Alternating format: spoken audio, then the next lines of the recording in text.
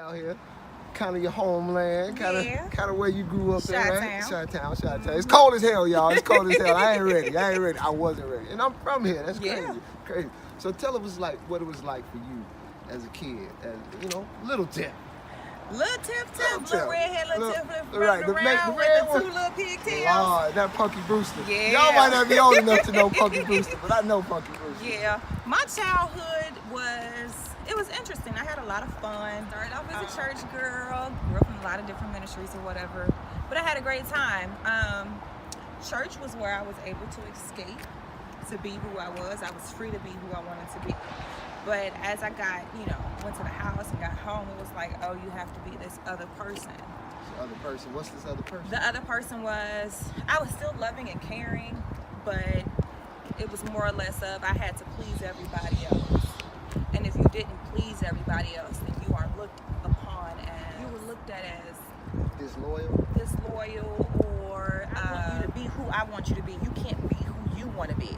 You can't express who you are. You have to be what we want you to be and do what we want you to do, instead of just being who you are naturally. That could become a confusing topic, because especially for parents. I'm a parent, right? And so some of the stuff my kids want to be, I'll be like, nah, bruh.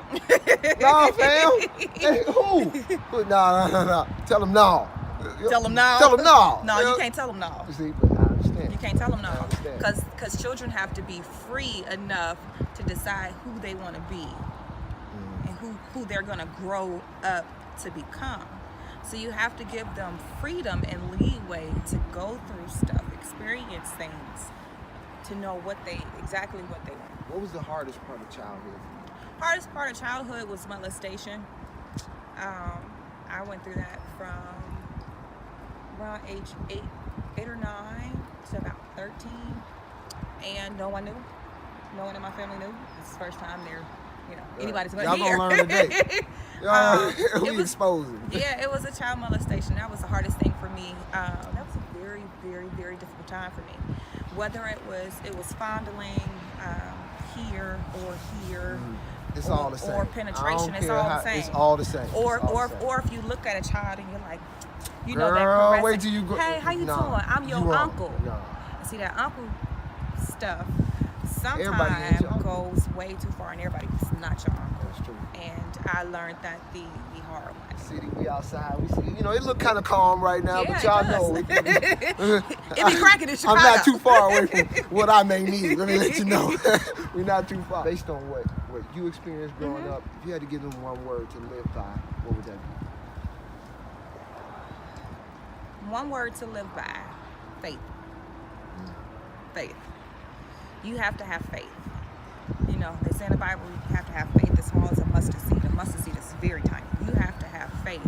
And whatever you're going through, whatever situation, if you enter it with your parents, you just have to have faith in God to know that you're going to make it through. That's right. And when I was going through a lot of stuff in my life, that's the only thing that I had to hold on to was faith and prayers from my elders. That's right. The foundation that was laid for Absolutely. You, like you talked about at the beginning. Absolutely. Hey fam, it's cold out here. It's cold out here. We're going to get inside. We're going to sit down. We're going to talk a little bit more about what Tiffany went through, where she's at now. She's living the dream now. She's finna get awards and all kind of madness. We finna figure it out. Hey, stay locked. Catch the vibes. We love you. Catch the vibes. It's a catch the vibes. Vibes TV. It's time. Catch the vibes. Catch the vibes. Let's go. Let's go.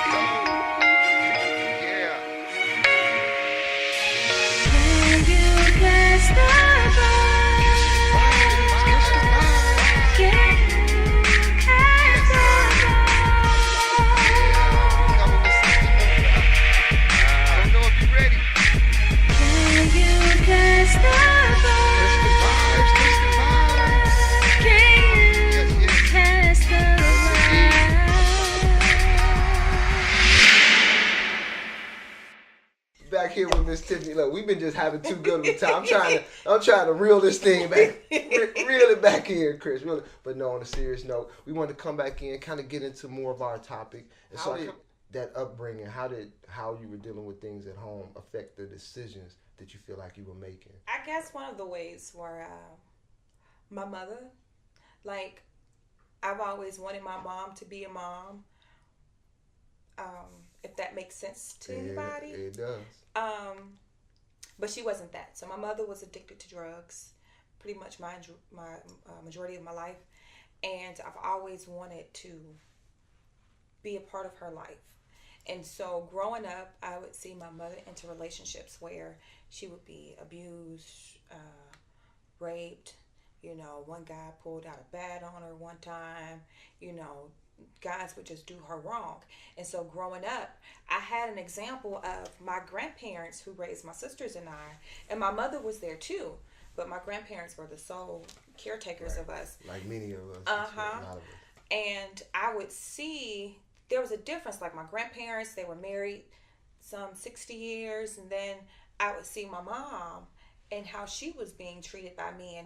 And so I didn't know whether to follow my grandparents' footprint or follow my mother. So in my mind, I followed my mother's because I wanted to be, you know, around my mother, and I wanted my mother to love me the way that I was loving my mother, and she couldn't understand it or see it. And so I witnessed those things happen to her. And in turn, when you see those things happen over and over again, it kind of takes shape in you, and then you eventually in your life portray the same thing. That unintentional influence kind of seems like that's a strong word. And, it's and a I use that transgenerational word. curse. I use that word. I believe in generational curses. And I believe in these things passing themselves down. And so I think it was important that you hit on that. Even though I seen my mother in this condition, even though I was viewing this type of situation, in my heart of hearts, I still wanted to be like this person. Right. You know, in their flaws. Yeah. Or if I can't be like this person, be a part of this person's life. Absolutely, because she's a beautiful woman with a beautiful spirit. She's the coolest chick you ever meet. But at the same time, we all have issues. We all have things that we've gone through. And when I was younger, I used to always blame her for the things that were happening to me. And as I've grown older, it's like, you know, some of that stuff still fell on her, but as I turned to an adult, I can't blame her anymore for what I experienced in my life. I struggle with that. Oh. And just because we speaking about it as you as a child, as you as a minor, under 18 at least. And so anything that happens to you, anything that happens to you in a sense that's not healthy for you or doesn't benefit you, whether that person is there or not, I feel like there is some responsibility to hold for that, because I'm responsible for my three. If something happened to her, I'm going to go sit down. Absolutely. I just couldn't blame my mother then. You know, you have to talk about the absent father who wasn't there. So tell us about that piece. So for little girls growing up, you know, little girls always want their daddy around. I didn't have a father. I've always wanted one, but I never had one. I had my grandfather, but it wasn't like I had two parents that I can go to and talk to about anything. The father piece for me was very important, because he would have shown me and taught me how to love myself, number one, as a female, as a woman. Number two, he would have taught me how to love myself around men. He would have trained me on what to expect from men in life. I need you to say, I just need to stop. Okay. Love myself around men. Around men. And it's a difference between loving men around myself and loving myself. Loving myself around men, knowing who I am. I don't need that attention. I don't need that hug. Absolutely. I don't need that, hey baby, you cute. I don't need that. I don't need none of that. Feel. Yeah. And a lot of women don't feel that. I mean, a lot of grown women don't feel that. Whether they Let grown, alone we whether talking they about teens, kids. it doesn't matter. Absolutely. Any child, any adult that has not had their father in their life, they know exactly what that means to be able to love yourself and trust yourself around men and have that example. You know, Daddy taught me this. Wow. And this is what. Wow. This is my example of that. And with me, I didn't have that. I had that from my grandfather. But again, with my daughter, hopefully I could be that type of father where I'm able to take it on, like the good and the bad. I'm sure you are. I struggle. I struggle. Everybody struggles. But at the same time, I think that these stories are important because they help us see that avoiding that type of just lay it out there interaction. Absolutely. while we're talking about confiding in people and those, was there anybody in your life? Was there somebody that you either tried to confide in or tried to go to and talk to, or things kind of went way left? But like in that phase where we started to change, like I'm feeling myself, I'm smelling these curls. Yeah. What time is it? Better choice worse than what I would use. I'm used to this. Y'all don't really know. I would have went straight old school. We had to have a whole prefix before this filming, y'all. The people that it wasn't many people that I can go to. I tried to go to a family member, a male family member, and explain to him what happened to me when I was a child, the molestation, and he pretty much told me it didn't happen. After he told me his story about a family member molesting him as a child. And my thing was, so if a family member did it to you when you were a child, you're telling me that it didn't happen to me when I was a child, and it wasn't even a family member. Right. That blew me. That blew my mind, and it took me a long time to forgive him. Like, I don't even talk to him to this day. But it took me a very, very long time to forgive him so I can be cool with myself. Do you think it was a fear on his side of bringing out some stuff, or was it his own, and it just as an adult now, or was it, do you think it might have been his own, like, selfishness? Like, it could have been both. Ain't nobody hearing my story, so you need to sit down. Well, that's the type of person that he is, but it could have been both. You know, in black families, right? Okay. They have this thing where, you know, these are family secrets. You can't tell anybody. Nobody has to know. You know, that stays right here. That stays in this circle. Yes. It does not leave my household. Yes. And so when you start speaking on things and exposing people, you know, then you're the bad person. You're the person to blame because you're like, look, this happened to me. I know it happened to a whole lot of y'all because of the conversations I've heard. You know, sitting and the way y'all act, the way that y'all deal with life, the way you deal with your husband, the way you deal with me as your daughter tells me, like you said, my mom been through this. She may not even know how to deal with my issues because she don't know how to deal with her issues. With her own. And I think it's huge that we start bridging that gap of having this younger generation inspiring an older generation to tell their secrets. Yeah. Because in my house it was, look, this is what we talk about inside the house. When we step outside of this house, you better keep nothing. Who got beat? You say something, I'm telling you, I'll beat your behind and you put you in a tub in hot water. You died, killed. It was like a butt whooping diet. She ain't alone, fella. She ain't alone. But at the same time, you know, like we talk about it in the negative aspect, but we look at today's society, and I can see how that type of discipline did play a role in me being, all right, Chris, look, I ain't trying to take a beating for that. Absolutely. Let me hold fast. Absolutely. That plays into a whole mentality that we have, that we kind of own right now. Is breaking that mentality of silence, breaking that mentality of abuse, because in a sense, that's abuse. That's abuse. That can definitely lead a kid into experiencing some things that, look, because that's really not love. And in your deepest heart of hearts, you know what love is, whether you get it or not. Absolutely. And that's kind of what led into some of the situations, like we've been talking about, that kind of came with you. Yeah. You go through this rough childhood, you're going through these issues, you're still trying to make it, still trying to do your thing. We all got faults. Yeah. Nobody's perfect. I'm out here doing my thing. How did we end up in a situation where I'm kidnapped and I'm out here and it's all bad? So my childhood was not all bad. Right? Okay. Let me people, make that. I know people. Let me make that very clear. I had some great times as a child. You know what I'm saying? Some great times. My best times were shopping and at church. But I had great times. Okay. Indeed, but how did I end up, you know, in a situation where I was kidnapped and trafficked? So,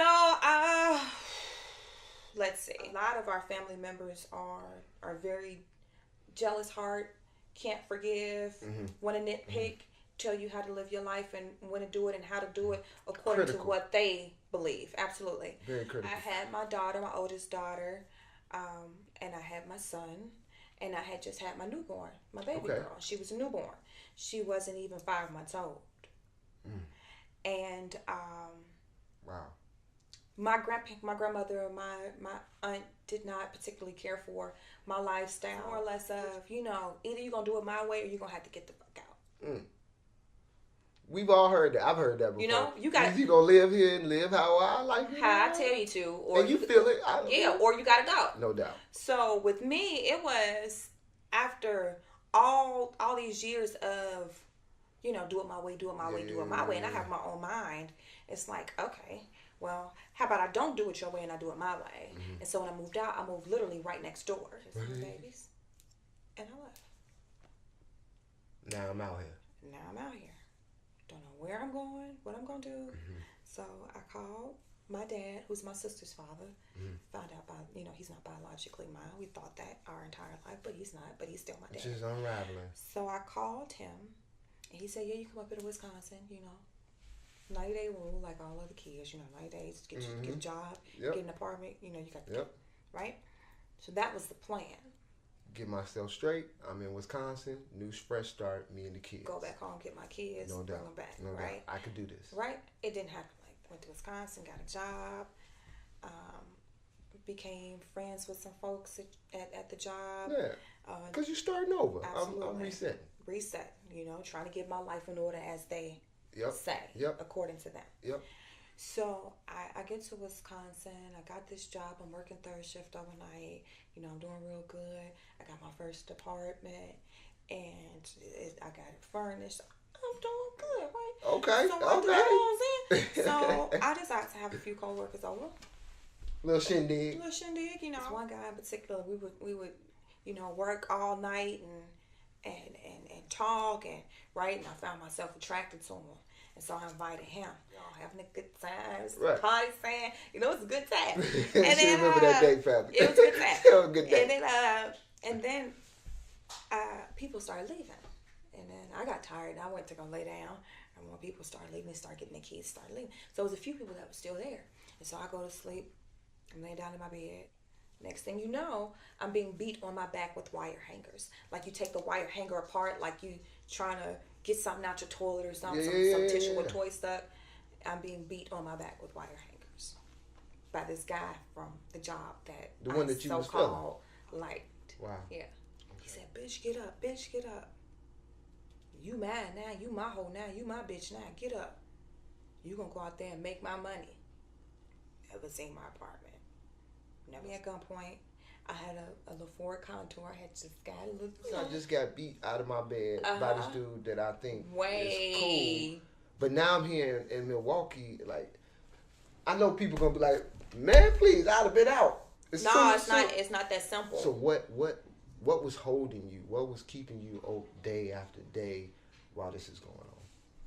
I don't have my children. My family don't love me. They don't care about me. My own mother don't care about me. I don't know who my daddy is. So I know damn well he doesn't care about me. I don't have anybody. Mm-hmm. And this is the only person to say they love me and they care about me. And it turns from that forceful situation to... It's not physically forceful anymore. Yeah, it's mentally forceful. We beat a dead horse with the whole R. Kelly thing, but I think it gave a great example for people who some people can't understand. Mm-hmm. Look, these girls can leave anytime.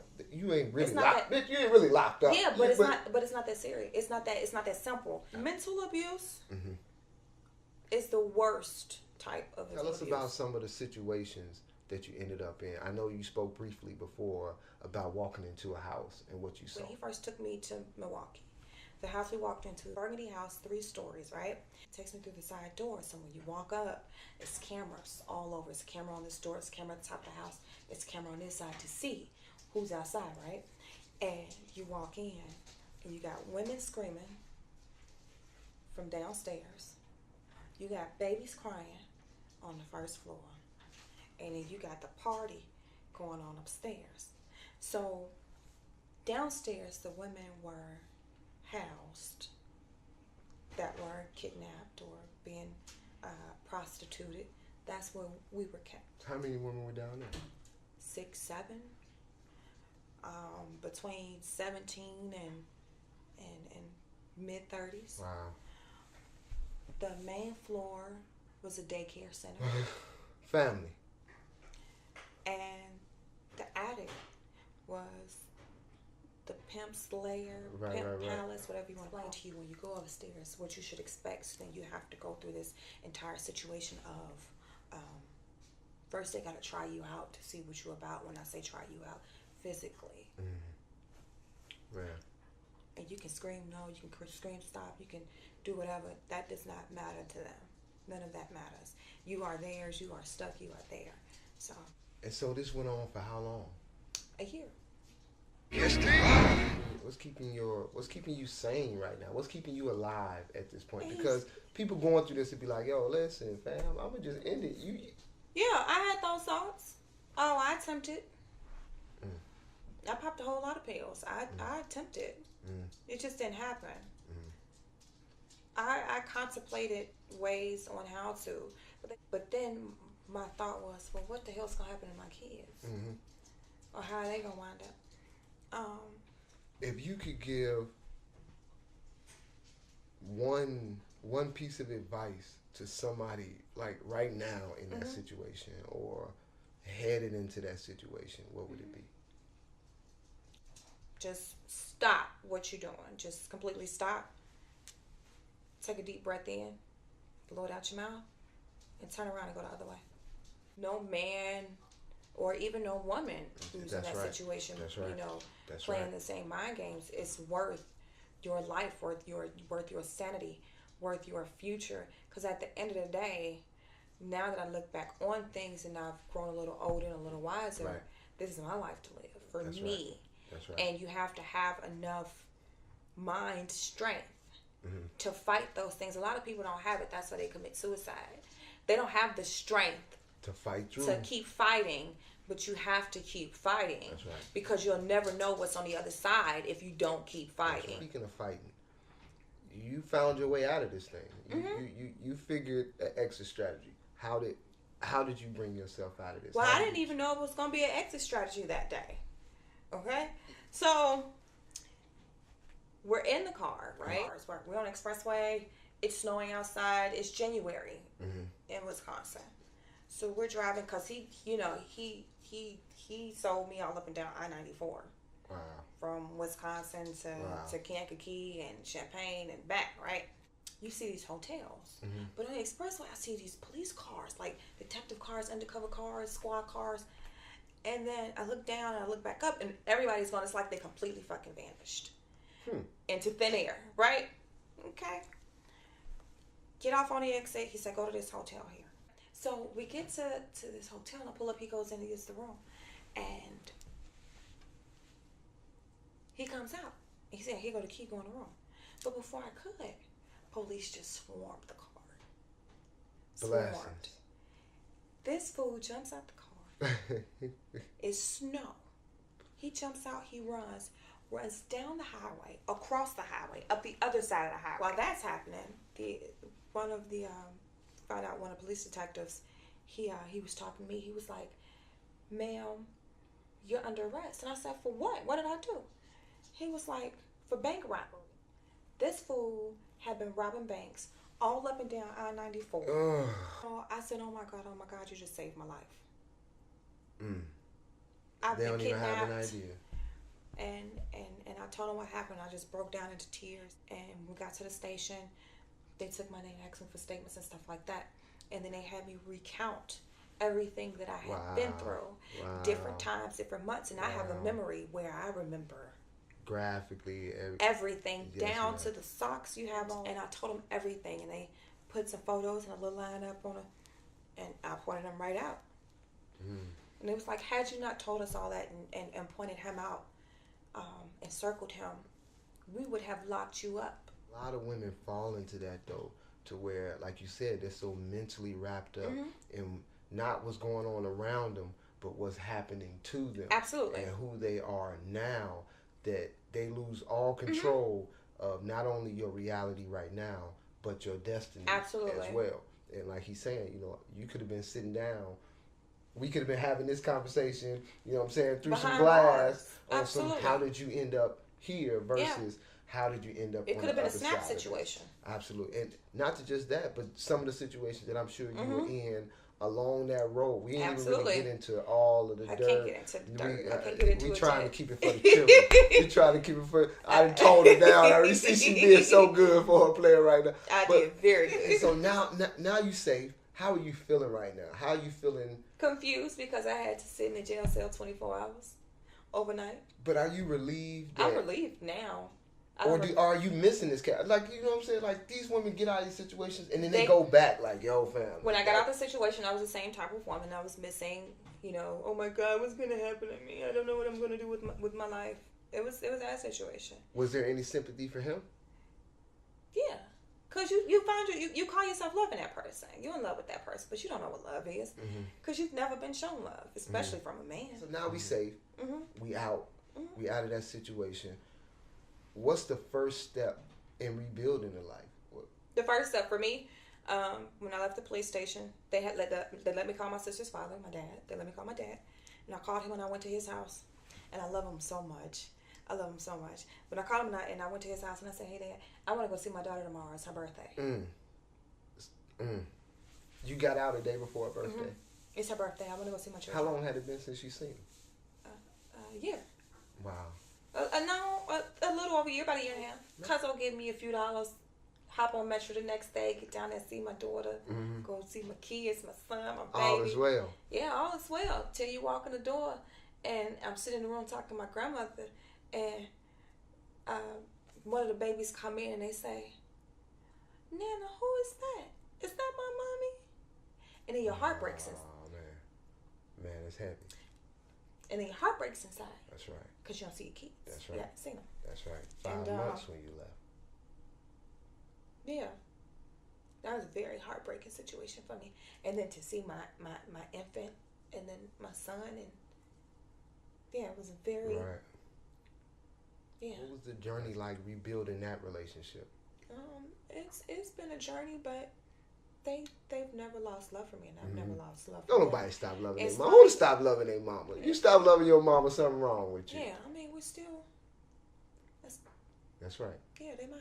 That's right. Can't nobody change it. That's right. That's right. Yeah. And there's so many people who go through these type of things, though, Tim, and they're not even able to show the type of love no more because of the damage that's been done. Yeah. And so I think it's huge, and I applaud you for being able to not only survive that type of situation, right, but come back and still have the same heart that it seems like you have. So talk to us about love now. Talk to us about love right now. Oh, I got me a fan ass husband. Wait a minute. That's love now. Yeah. What does that feel like? What is that kind of relationship? It's the best feeling in the world, you know. More good days than bad. Because it's bad days. Someone no matter what. you can confide in, and they don't judge you for what you've been through. They accept you for who you are. He's been that way since day one. Since day one, accept your children, accept your crazy family, accept everything about you, and love you unconditionally. Man. It's the best feeling in the world. Things that you think would be basic from somebody that say they love you, though. Yeah. But that love that he shows me is genuine. It's a genuine love. Something I've never had before. What has that done for your healing? Oh, it's healed me. I'm still healing. But that was major for me. Wow. Major. Because it's giving me strength to speak now.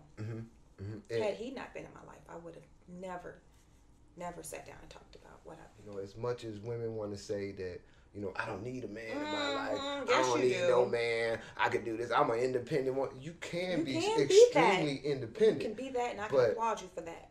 But you need a man. But at the end of the day, God created man and woman. He Y'all created a woman from a man's rib. That's so right. Therefore, that's right. You need that in order to survive. That's right. That's right. And you just got to get the right one.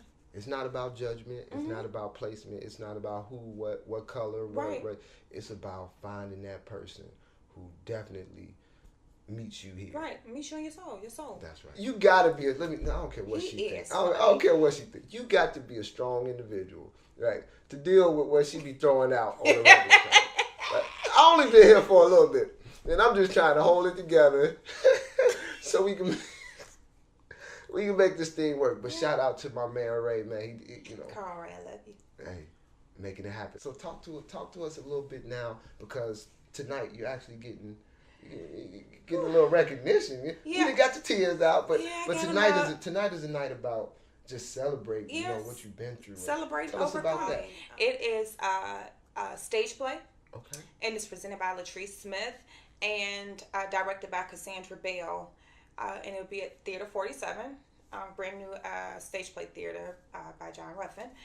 And it's a play about domestic violence, uplifting women and men, because women and men both go through domestic violence, and men and women can be, abused and kidnapped and put into human trafficking, things like that. So it's a domestic violence stage play, and they have decided to honor women who have been through domestic situations, who have come through and who are still in good favor with themselves to be able to stand up and speak and live their lives the way that they are, the way that they want to. Absolutely. So not defined by your situation. Absolutely. That's strong. Yeah. That's strong. So what's your piece in this tonight? What? My piece. Don't be modest now. Don't. I'm being honored, the Survivor's honoree. I'm one of the Survivor honorees. There's two of us. And I'm excited, and I'm ready for it. I gotta go home and get changed. That's right. That's the first time that I speak in front of a group of people in regard to what I've been through. And I said I'll just let God lead what's to come out of my mouth to speak to someone. And I like that. And when we asked about that one word earlier, that was the word. Was faith. With faith, you always hear this whisper. They say you got God and the devil. It's always a battle, but you gotta listen to what your soul says, because that's what God says. It's going to be a beautiful night. Family, we going to show up. We're going to try to get a little footage, try to see Miss Tiffany get honored, get it, celebrate with her a little bit. But we appreciate you just taking the time before your big night to come and sit with us and talk with us. Family, if you haven't learned anything, we hope that you learn. If you could just leave our guests with just our audience with just a piece of wisdom from yourself. A piece of wisdom from myself. That you would hand. Okay. So I have a couple pieces. And I take it from my grandmother, my late grandmother, and I love her dearly. For young girls, she always told me to keep a penny in between my knees. Y'all don't know nothing about that. If you keep a penny in between your knees and hold it, keep a penny in between your knees. Lord, I like that one. Always be a lady. Present yourself as a lady. Be a lady. And always trust yourself. That's right. Before you trust anybody else, trust God and trust you. That's right. And then to everybody else, I mean, if you're going through something, if you've been through something, if you know somebody that's going through something, just believe that better days are coming for you. You know, just have the faith to know that you can make it through any situation. If I've made it through, right? And I've made it through so much stuff, like y'all don't even know the half. That's just a portion. We didn't even get there. Then you can make it through whatever you're going through, because we all, male or female, have been through something. The human race, everybody's been through something in their life. I don't care what it is, whether it's, I don't care. You can make it. You will be fine. Y'all gonna be fine, I love y'all. Hey, y'all don't even know half the personality, but it's been beautiful. I really appreciate your time. Thank you for having me. People. All love. All love. Family, we love y'all. Catch your vibes. She got it. She like the vibes. I was ready.